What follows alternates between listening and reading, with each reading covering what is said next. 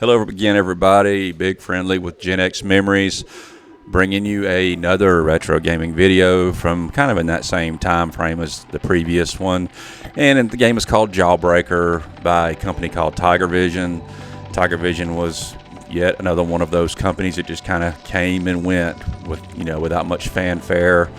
They popped up and disappeared just a year or two later, it seemed like, when the whole video game industry went down the toilet. But and a lot of their games, I think, are probably not that good, but Jawbreaker is an exception. And we're going to play Jawbreaker, and then we'll look a little bit more into the game itself, because the Atari version wasn't the only version, and there was some drama and controversy surrounding Jawbreaker. And we'll go over that and talk about some other stuff. Let's go ahead and play a game, and then we'll go from there.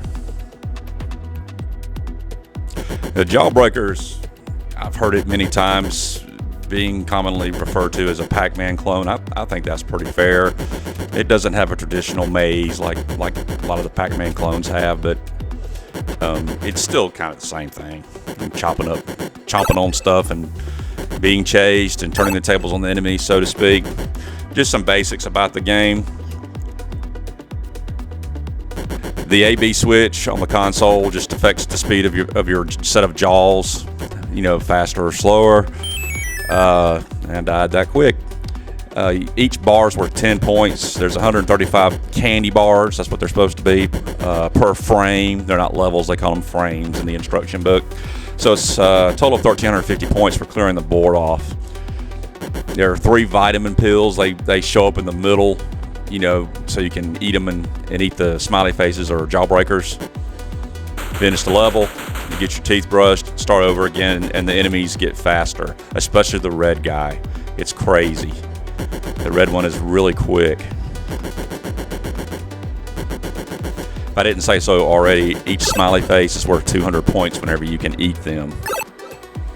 Now, you get a free set of jaws, or free life, every other board up to a maximum of 3. So, whenever I figured that out, I was like, well, man, how hard could this game be? Well, it's very hard. I couldn't get over 20,000 points, and I played it for probably 2 or 3 hours. It's a really hard game. Now, I did do better when I played it on the third variation, which slows down the smiley faces quite a bit. I got into over 30,000 then. But on default, you will find yourself... See, I got my free life, second board cleared. Also at the bottom right, you see that number 3? That tells you what frame you're on. Now the instructions also say that the game has a total of 8 frames altogether. I don't know if that means it goes back to 1 and the enemies slow down again. It seems weird that it wouldn't just go 9, 10, on and on and on, but that's just what the instructions say. If I didn't mention earlier, each frame you finish, you get 500 point bonus also. Now, if you watch this, look at that red guy. I mean, look how fast it's going. It's just crazy. If you've ever played this and been able to rack up a big score, say 40, 50,000 points, please let me know in the comments. This would have been a game like if Activision would have put it out, it would have been a hard sought after patch for this game. Now the game has 6 variations, technically only 3, because 3 of them are just 2-player options. But the variations are just difficulty variations, but 1 being fast, which is what I'm playing now. Variation 3 is medium, and variation 6 is slow.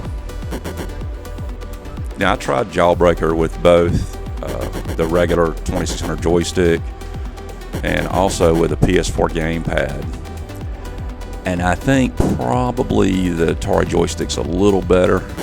It just seems like whenever you're trying to jump in those gaps that are moving in between the 9 rows, it seems like it's a little bit easier and a little more precise. But this is one of those games that I wouldn't mind having an actual copy of the game. If you buy it loose on eBay, it's not too expensive. You could probably get one for 20 or 30 bucks, because I wouldn't mind trying this on a real 2600 just to see if the controls are a little more precise than than they are when you play it on emulation, because sometimes it seems like it can be just a touch behind, and with this game you've got to make a lot of really quick movements in order to stay alive. You can see when you watch just how tight it can get. Another thing, if I'm going to complain about the game that kind of sucks, is that sometimes if you're on the edges of this, on the far left or far right side of the screen, you'll get killed. I mean, one of the Jawbreakers will jump into the screen and you don't see them coming. You see how close you have to cut it. I just really wonder if it would be a little better on a real console. I felt the same way about Kaboom with the paddles when I played it. It really just left me wondering if maybe when you're catching the bombs that are being dropped, maybe the precision with the paddle would be just a little better on real hardware versus playing on Stella. What do y'all think about that? Could that be true?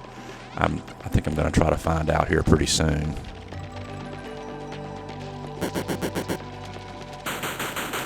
I think it might be safe to say also that Jawbreaker is probably one of the better Pac-Man clones that came out for the 2600, maybe the best. It's definitely up there. I also thought that you wouldn't believe it, but I thought that Alien from 20th Century Fox was also another great 2600 Pac-Man clone. The gameplay was good and the sound was good for a 2600 game. What is one of your favorite Pac-Man clones? Let me know in the comments. This game is definitely a whole lot better than the 2600 version of Pac-Man I ever thought about being. Absolutely no question about that. Any of y'all who've watched my past videos know how I feel about that game. And also, this game is only a 4 kilobyte of ROM. It only has 4 kilobytes of ROM also. So I think it's just another great example of what could be done with so little. Back in the early 80s, even at that time, the 2600 was already getting pretty old. It was near the end of its retail life. Now, the guy who programmed Jawbreaker, John Harris, I think this is the only game that he ever did for the 2600. Now, he did a lot of other stuff, and we're going to go over some of that later in the video, because he had a pretty extensive history in making games for these old systems. He did a lot of work on a lot of the home computers, even the Atari 8-bit series of computers. Frame 7 here. I'm on my last life, so it's about the end of the line. You see how crazy it is. Look at that red one. Man, that Joker is flying.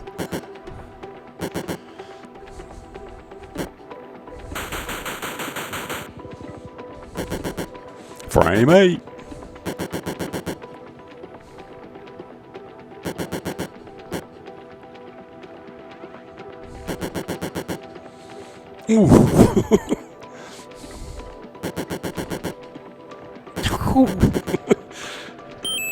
And that is it. Game over. Told you it wouldn't take long. All right, let's move on. Hey, everybody. Just wanted to chime in real quick and say, please hit that like button if you haven't already. Only takes a click of the mouse or a tap of the screen with your finger. Doesn't cost you a cent. If you are enjoying my videos and you haven't subscribed to the channel, I'd be grateful if you'd consider it. It really helps me out also. And if you really think the video is cool, share it with your friends who like retro video games. Okay, thanks a lot. I tried to find some information about Tigervision, and of course you go to Wiki. That's always the first thing that pops up when you do a search. And this was really it. Basically, Tigervision was just a branch off of Tiger Toys, and they produced video games for the Atari 2600, their 8-bit computer line, TI-99/4A, VIC-20, and the Commodore 64. Then it just kind of goes over what the games were, and most of them reports, and it tells you the games they made for the Atari 2600, and that's about it. But after doing some digging on the internet, I did find something else. I found this article from an early 1983 video game magazine. It says, Tiger roars, add Tiger Electronics to the list of companies intending to make cartridges for the Atari VCS. The toy maker has formed a new division, Tigervision, under the direction of Randy Risman to handle its video game software activities. The first 5 releases due out this summer are, and Jawbreaker is the first one, and then you see the rest of their games listed behind it.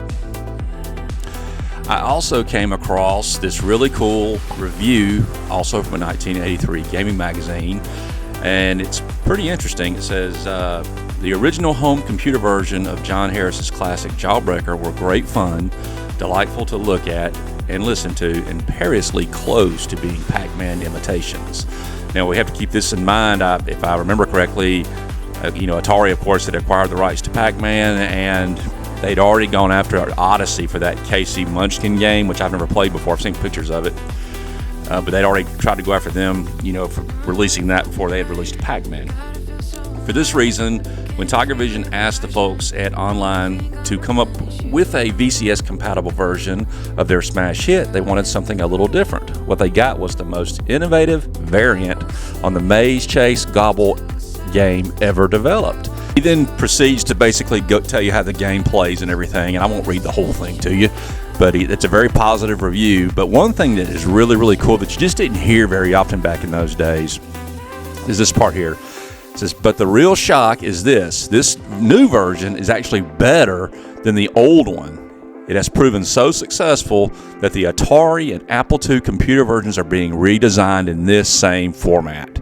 And that is just something I don't know if I ever heard about any of these old games. I mean, the Atari games could be great, but it seemed like 99 times out of 100, somebody with a computer with way more, memory, it just looked light years better than the 2600 stuff. So I thought that was really cool. Really, really cool. Underrated game, definitely. All right, I wanted to share this with y'all. I'm going to read it real quick. Pac-Man bites KC Munchkin. Atari's attempt to protect its license for the home version of the top-rated coin-op Pac-Man have brought the company into a protracted legal struggle with ace rival North American Philips. The Sunnyvale, California manufacturer claimed that Knapp's Odyssey division has produced a cartridge, KC Munchkin, which infringes on its own VCS Pac-Man. The fireworks began last November. At that time, Atari sought to have Munchkin yanked from the stores in time for Christmas. Although the injunction wasn't granted at that time, the judge ultimately ruled that the graphic elements used in Munchkin did indeed infringe on the Pac-Man visuals. Odyssey appealed this decision and won a temporary stay, which allowed it to keep shipping its own popular Gobble game. Of course, this was going on during Christmas, which I'm sure they were happy about at Odyssey, for the Odyssey folks. As Electronic Games goes to press, there has been yet another important development. Atari has succeeded in getting a judge to vacate the stay, with the result that Munchkin is not being shipped to stores at the present time. Now here's something else. In a related case, Online Systems, maker of Jawbreaker for the Atari 400-800, has settled its litigation with Atari. The software publisher is believed to have negotiated a licensing agreement that will allow it to continue to market its much-praised Maze Chase. Now, if you look over here on the right, it's really funny. You got the Electronic Games picked hits for the month, and you see the Asteroids, Missile Command and Adventure. Atari has Atari, their own games have the first 3 spots, and you see like Kaboom and some other companies, in network. But if you go down to number 8, you see KC Munchkin, and it wasn't even in there last month, and it jumps all the way up to the 8th spot. And I could just see those corporate hacks at Atari really getting the red ass, when they saw how many of those things they were selling. I hope it pissed them off. I really do. Just wanted to share that with y'all. Over here at Atari Age, just like the last video, I just went ahead and just put up all of Tigervision's games. They only released 11 titles altogether for the 2600, and as you can see over here, they're all rare. Jawbreaker is one of the more common titles I have at a 5, and it goes all the way to a 9 for River Patrol. So their games are not that easy to find, and they're kind of pricey. I do like the artwork too. This box is really cool. Gotta admit, the colors and everything, I like it a lot. And on the back you can also see it says Tigervision, Tiger Electronic Toys. So just like I said earlier in the video, it's a separate company. And there are cartridges. Also, I like the color. This reddish color is just something you don't see very often. It's recessed with the little grooves right there. And I also like their end labels and the font that they used. It was all very unique. Over here to eBay, the games are selling for a little more than I thought they were going to be selling for. Now you have some copies with labels that are in pretty poor condition. Here's one for $21. There's one for $38. Most of these look pretty rough though. When you look at them, they just don't look very good, and they're still, asking, $40, $50, $60 for these things. Theirs look a little better. That one was from Australia, $70. So here's actually one for the computers, for the Atari 400 computer series for $150 in the box. So it's unfortunately, like a lot of these games, it's gotten real expensive. Let's see what the ones that sold went for. Here's one with a manual and a cartridge that looks kind of rough. That's actually pretty good, $26. $225. There you go, complete in box. Another one with instructions for $50.